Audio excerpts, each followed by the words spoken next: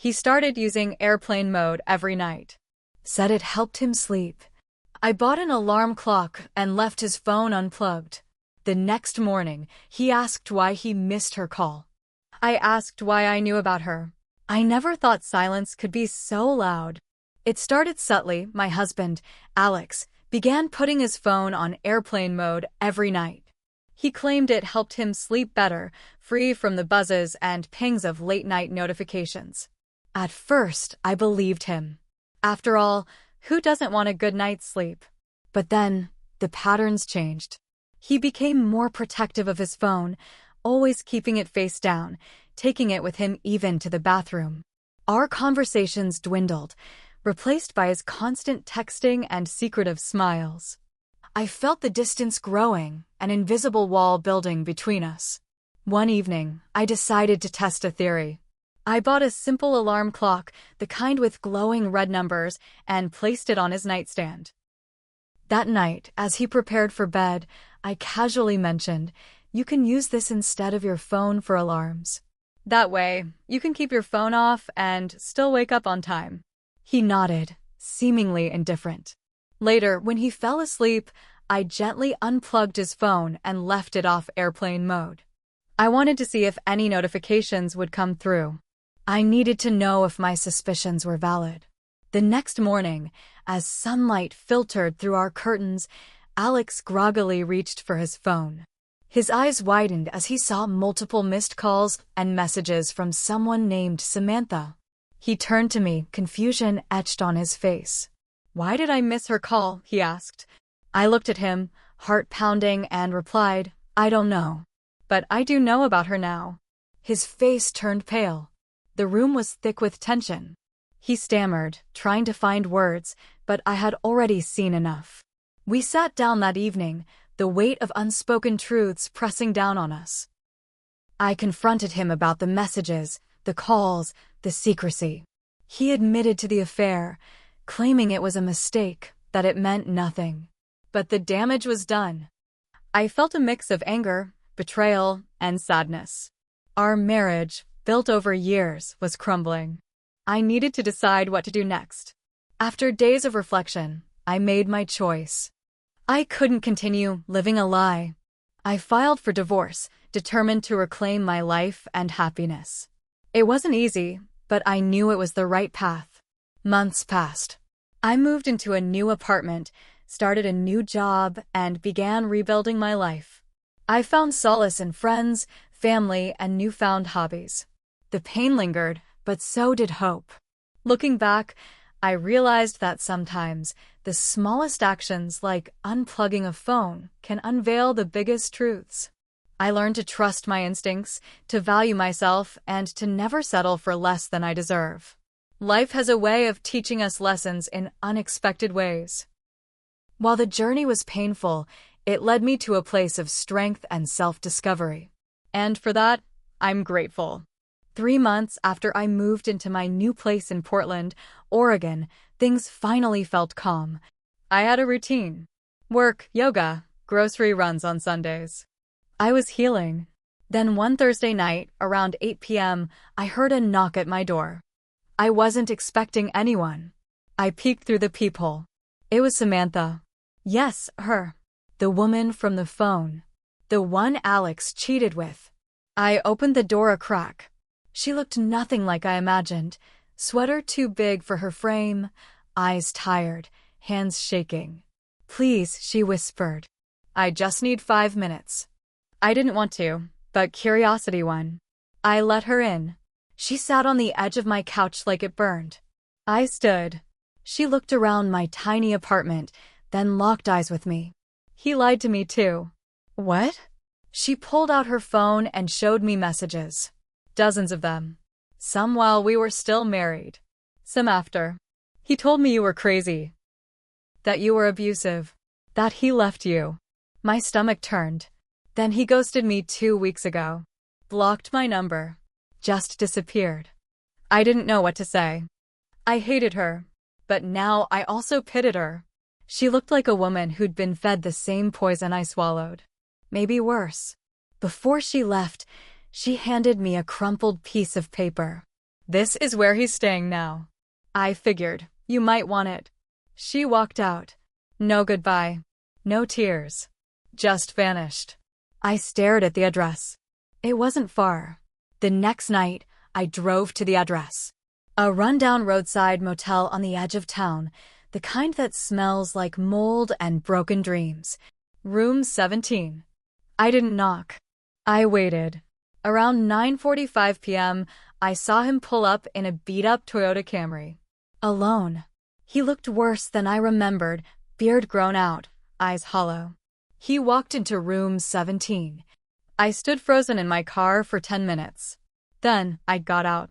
I knocked. Silence. Then, who is it? It's me. A pause. The door opened slowly. His eyes widened. You. Yes. Me. He didn't move aside. Why are you here? Why did you lie to her? I asked, stepping forward. He didn't deny it. He didn't say anything.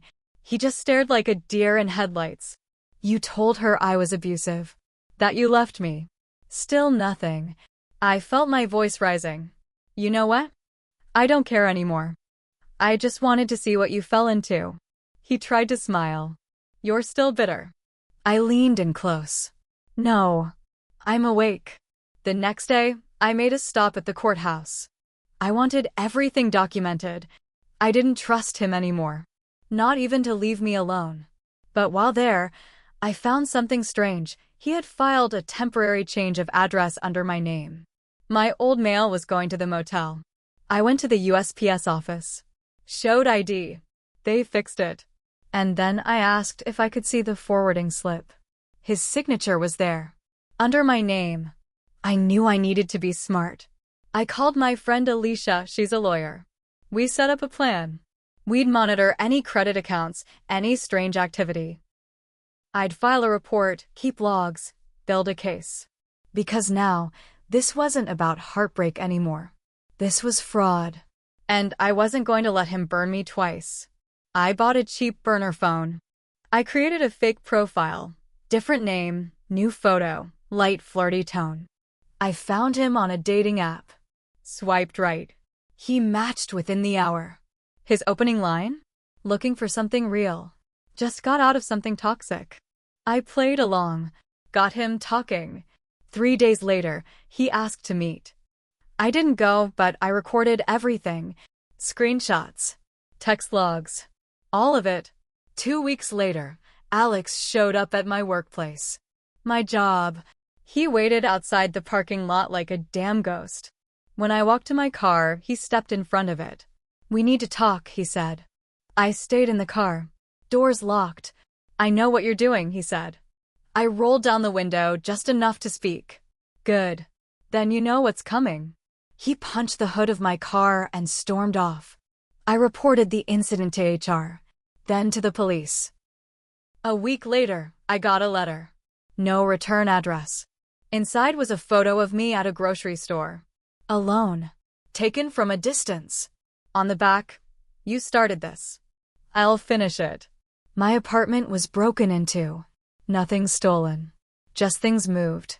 Drawers left open. Photos turned upside down. I knew it was him. But I had no proof. The police filed a report, but that was it. Unless he broke in again, there wasn't much they could do. So I bought a camera. Installed it above my door. Another in the hallway. And I waited. 2 weeks later, at 3:14 a.m., my phone buzzed. Motion detected. I opened the app and saw a figure in a hoodie crouching by my door. It was him. I called the police and stayed quiet. They arrived in minutes. He ran, but not far. They caught him 2 blocks down, hiding behind a dumpster. He's facing charges now: trespassing, harassment, attempted fraud. I attend every court date, front row, eyes forward. He doesn't look at me. I don't need him to. I won, or at least I'm winning. And I'm not done. About a month after Alex's arrest, I started to feel like I could breathe again. Life had a rhythm. I even started dating, just coffee dates, nothing serious. One morning, I opened my mailbox and found a letter addressed to C. Hayward. That's not me. But curiosity got the better of me. It was from a correctional facility in Arizona. Inside, a handwritten note from someone named Trevor Hayward. It started with, "Bro, I got your back. As soon as I'm out, I'll take care of it. Portland's not far." It wasn't meant for me, but it was mailed from the same jail Alex was in. I handed the letter to Alicia, my lawyer friend. She dug into it. Turns out, Trevor Hayward wasn't just anyone. He had a rap sheet longer than a CVS receipt: fraud, assault, intimidation. And he listed Alex as his emergency contact. Alicia said, "Your ex isn't just a liar. He's connected to people you don't want showing up on your doorstep." My heart dropped. Had I underestimated him this whole time? I couldn't let it go. I logged into Alex's old email. Yeah, I still had the password he never changed. I found a bill from a self-storage unit just outside Beaverton. Why would he need storage? I drove there on a Saturday, brought Alicia with me. She flashed her badge. She used to work for the DA, so it helped, and we talked the manager into letting us peek. Inside the unit? Stacks of old mail. My mail. Tax documents. Credit card offers. Photos. Even my college diploma. He'd been stealing my identity for years. Not just during the divorce. Long before that. Among the mess, I found a small gray box with a burner phone and a flash drive. The flash drive had videos. Most were boring. Clips of him at bars, hotel rooms. Probably sent to friends. But one was different. It showed Alex talking to a woman I didn't recognize. Middle-aged. Sharp red nails. Long leather coat.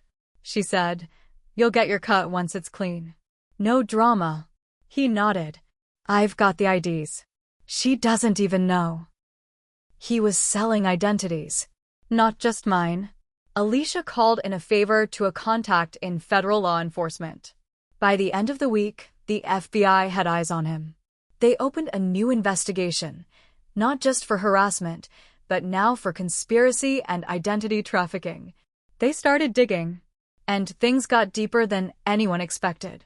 2 weeks later, I was walking to my car after work and noticed a woman watching me. Red nails. Leather coat. Same woman from the video. She approached, slow and steady. "You made a mistake," she said. Her voice was low, smoky. "Excuse me." She slipped a business card into my hand. No name. Just a number and a black chess knight printed on it. Then she turned and walked away. I handed the card to the FBI. They ran it through databases. The symbol? Linked to a known fraud syndicate with ties in Vegas and LA. They believe Alex had gotten in way over his head, and now that he was behind bars, they thought I had something he promised them. That flash drive. And now they wanted it. I packed a bag that night. No social media. No online banking. I wiped my phone and got a new number. I stayed with Alicia, who had security cameras and 2 big dogs. For the first time in months, I wasn't worried about heartbreak. I was worried about staying alive. It didn't stop. I started finding dead crows outside Alicia's house. One taped to her mailbox. Another pinned under my windshield wiper. One had a note. "You have something that belongs to us." The police were involved now, but even they were rattled. "This isn't normal gang stuff," the officer told me. "This is ritualistic. Symbolic. They're sending messages." And I was the mailbox. The FBI gave me a choice: go into witness protection and testify against the people Alex had been working with, or disappear on my own and live in fear. I said no. I wanted to face it. I wanted revenge. Not just for what Alex did to me, but for what he dragged me into. This wasn't just about heartbreak anymore. It was war. I made a decision. If they were going to come after me for the flash drive, then I'd give them a reason to come closer.